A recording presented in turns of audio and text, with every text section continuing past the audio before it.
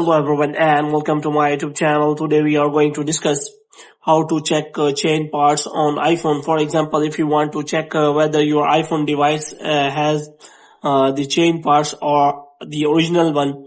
So if you want to check whether your iPhone has original parts or if it is being replaced, whether they are not fake.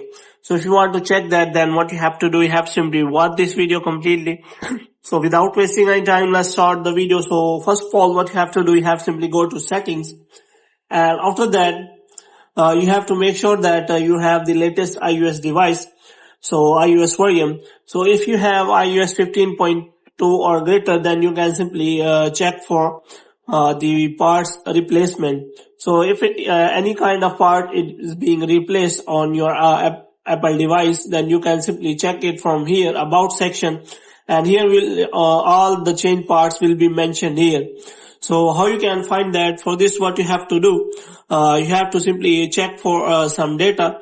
So here you can simply see that if some part of your iPhone has been changed, like as you can see here, camera is being changed. So it is because it is a fake part, so that's why it is written as unknown part. But if it is original one, then you can simply find the genuine Apple parts section here. So here you can find all the parts and service history in your iPhone without any problem.